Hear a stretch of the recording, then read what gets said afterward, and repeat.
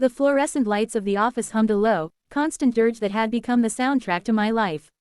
It was 8:17 p.m. on a Thursday, and the sprawling, open-plan floor was a ghost town of empty ergonomic chairs and darkened monitors. Except for my corner. My screen cast a bluish-white glow onto my face, illuminating the fine lines of exhaustion I knew were there without having to look in a mirror. Spreadsheets, project timelines, and a dozen unanswered Slack messages formed a digital cage I had built for myself. My name is Chloe Miller, and for the past 3 years, I had been sprinting on a treadmill that only ever increased its speed. I was a senior project manager at a buzzing tech startup in Austin, Texas, and the culture was one of relentless, hustle before happiness ambition. I'd bought into it completely. My identity had become inextricably linked to my performance, my deliverables, my ability to say yes to everything and then somehow, through a combination of caffeine and sheer willpower, deliver. My phone, face down on the desk, vibrated with a soft hum. I didn't need to look to know it was Mark Evans, my boyfriend of 4 years. The man who had, for the past 6 months, become a patient, worried spectator to my slow-motion unraveling. His text would be some variation of, "Hey, you still at it?" Or, "Dinner." Or, more recently, "Please come home, Chloe." I loved him, deeply. But in that moment, his concern felt like another item on my to-do list, another person whose expectations I had to manage. I typed a quick reply, my fingers flying across the screen. Swamped. Big presentation for the VC meeting tomorrow. Don't wait up. XO. I hit send and immediately felt a pang of guilt. It was a familiar sensation, a constant low-grade fever of remorse. I pictured him in our cozy apartment, probably reheating the pasta he'd made from scratch, hoping I'd be home to share it. He was a graphic designer who worked from home, a man who found joy in the slow simmer of a sauce and the perfect kerning of a font. Our lives, once so parallel, were now diverging at an alarming rate. The presentation was for a potential multi-million-dollar investment. My boss, a relentlessly optimistic man named David, had made it clear, "This is it, Chloe. The big one. Our entire future is riding on this." The weight of that statement sat on my chest like a physical thing, making it hard to breathe sometimes. Failure was not an option. I had curated every slide, agonized over every data point, rehearsed my pitch until my throat was raw. And yet, I was still here, triple-checking, tweaking, trapped in a loop of perfectionist anxiety. I finally dragged myself home a little after 10 p.m. The apartment was dark and quiet, save for the soft glow of the television from our bedroom. Mark was asleep, a book splayed open on his chest. He looked peaceful. I stood in the doorway for a long moment, watching the steady rise and fall of his breathing, feeling like an intruder in my own life. I was too wired to sleep, my mind still racing with bullet points and quarterly projections. I crept into the living room, poured a glass of water, and scrolled through work emails on my phone until my vision blurred. This had become our normal. Me, a ghost in the machine, slipping in and out of our shared life. Him, waiting, The morning of the presentation, I was a live wire. I'd managed maybe 3 hours of fitful sleep. I put on my sharpest navy blue blazer, my power suit, and applied makeup to cover the shadows under my eyes. In the kitchen, Mark was sipping coffee, his brow furrowed with concern. "Big day," he said, his voice soft. "The biggest," I replied, my tone clipped as I frantically stuffed my laptop and notes into my bag. "I can't be late. The car is waiting downstairs." "Chloe," he said, standing up and coming around the island. He placed his hands on my shoulders. They were warm, solid. "Just remember to breathe, okay? You've got this. You're the most capable person I know." I offered him a tight, brittle smile. "Thanks. I'll text you when it's over." He leaned in to kiss me, but I was already turning, my mind already in the conference room, already facing the stern, skeptical faces of the venture capitalists. The kiss landed awkwardly on my cheek. The presentation itself was a blur. A high-stakes performance. My voice was clear and confident, my slides flipped seamlessly, my answers to their questions were sharp and data-driven. David beamed at me from the head of the table. I was nailing it, but inside, I felt a strange disconnect, as if I were watching myself from the far end of the room. When it was over, and the lead investor, a woman with a steely gaze, shook my hand and said, "Impressive work, Ms. Miller," I felt a surge of triumph so potent it was almost dizzying. The rest of the day was a victory lap at the office. Congratulatory slaps on the back, a company-wide email from David singing my praises, talk of promotions and expanded responsibilities. I was flying high, buoyed by the adrenaline of success. This, I told myself, was why the sleepless nights, the missed dinners, the constant state of stress were all worth it. I texted Mark, "It went amazing. They loved it. Celebrating with the team, be home late. So sorry." His reply was simple, "Proud of you. See you when you get home." I got home close to midnight, buzzing from a couple of glasses of cheap champagne. The high was finally starting to fade, leaving behind the familiar, gritty exhaustion. Mark was awake, reading in bed. "Tell me everything," he said, putting his book down. And I did. I launched into a breathless, animated play-by-play, my hands flying as I described the investors, my pitch, David's reaction. I was so caught up in my own story that I didn't notice the quiet look on his face. When I finally finished, I collapsed onto the bed with a dramatic sigh. "I'm exhausted, but we did it." There was a long pause. The only sound was the distant hum of the refrigerator. "Chloe," Mark said, his voice so quiet it was almost a whisper. "I need to talk to you about something." The tone, it was different. It wasn't his worried tone, or his patient tone, or his supportive tone.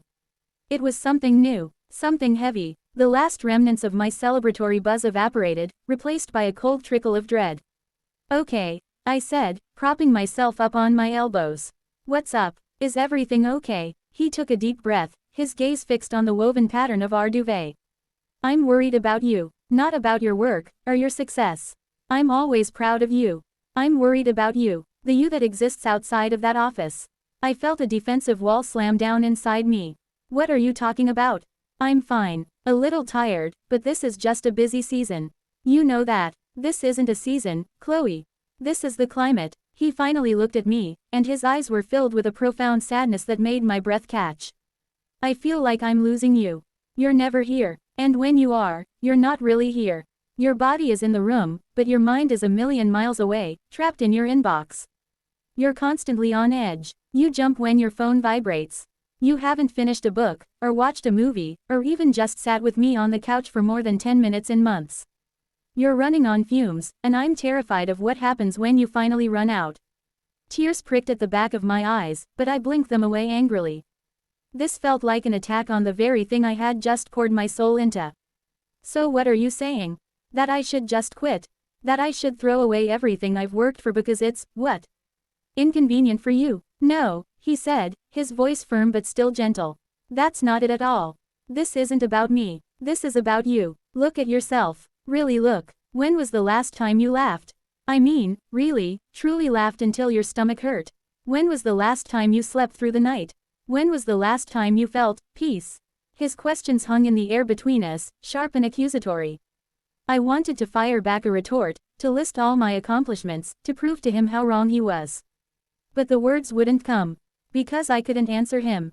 I genuinely couldn't remember. The silence stretched, thick and uncomfortable. I could see the struggle on his face, the war between his love for me and his fear for me. He reached out and took my hand. His was warm, mine was ice cold. And then he said it. The 7 words that completely shattered my world. He asked me to take it easy. I stared at him, my brain struggling to process the sentence. It was so simple, so utterly devoid of the ultimatum I was expecting. There was no, or else. "No, I can't do this anymore." It was a request, a plea. "What?" I finally managed, my voice small. "I'm asking you, Chloe," he said, his eyes locked on mine, glistening with unshed tears.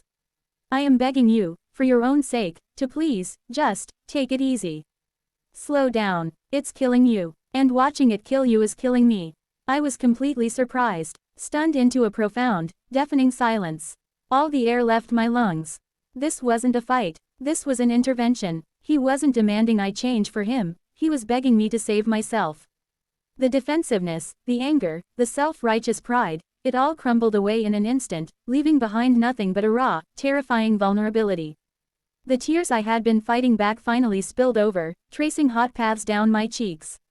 I wasn't crying because I was angry or hurt. I was crying because, for the first time in years, someone had seen past the accomplishments, the job title, the relentless drive, and had seen the broken, exhausted human being underneath. And that someone loved her enough to not just stand by and watch her self-destruct.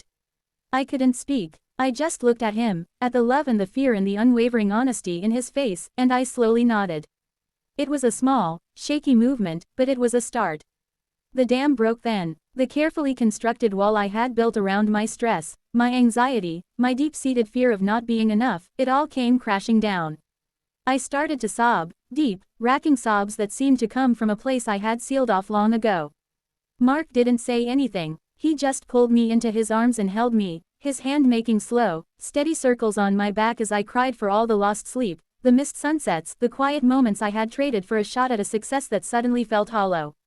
I cried until I had no tears left, until I was just a hollowed-out shell, leaning against his chest, listening to the steady, reassuring beat of his heart. We sat like that for a long, long time. When I finally pulled away, my face was puffy and my head was throbbing, but for the first time in recent memory, my mind was quiet. I don't know how, I whispered, my voice hoarse. I don't know how to stop. We'll figure it out, he said, brushing a strand of hair from my damp cheek. Together. One step at a time. The next morning, I called in sick.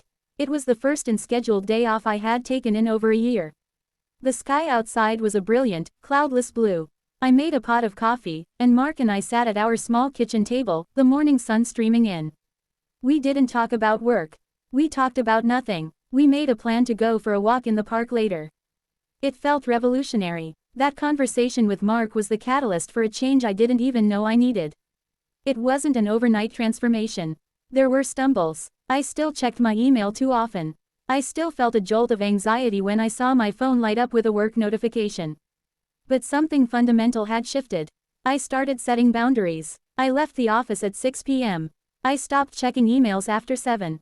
I turned off all work notifications on my phone on the weekends. At first, it felt like I was amputating a limb. The withdrawal symptoms were real. A constant, low-grade anxiety, the feeling that I was forgetting something crucial, the guilt of not being constantly available. David was initially resistant, but when I calmly explained that I was preventing burnout to ensure my long-term performance, he reluctantly agreed. I started seeing a therapist, who helped me unpack the deep-seated need for external validation that was fueling my workaholism. I began to understand that my worth was not a function of my productivity. Mark was my rock through it all. He never said, "I told you so." He was just there, patient and steady. We started having dinner together every night, no phones allowed. We rediscovered the joy of cooking together, of trying new recipes that required time and attention. We started hiking on the weekends, exploring the green belts around Austin, places I had driven past 1,000 times but never actually visited. The feeling of the sun on my skin, the sound of the wind in the trees, the simple act of putting one foot in front of the other with no destination in mind, it was all a form of medicine. I started reading again, losing myself in fictional worlds instead of quarterly reports. I picked up my old camera and started taking pictures of nothing in particular, a dewdrop on a leaf, the way the light hit our apartment wall in the late afternoon. I reconnected with friends I had neglected for months. It was a slow, sometimes painful, process of remembering who I was before I defined myself by my job. I discovered a person who liked silence, who enjoyed puttering in the garden on our balcony, who could spend a whole Sunday doing absolutely nothing and not feel a shred of guilt. About 3 months after the talk, I was sitting on our couch, my legs tucked under me, reading a novel. Mark was next to me, sketching in his notebook. A comfortable silence filled the room, punctuated only by the soft scratch of his pencil and the turning of my pages. And then, out of nowhere, I laughed. A real, genuine, belly laugh at a funny line in the book. Mark looked over at me, a slow smile spreading across his face.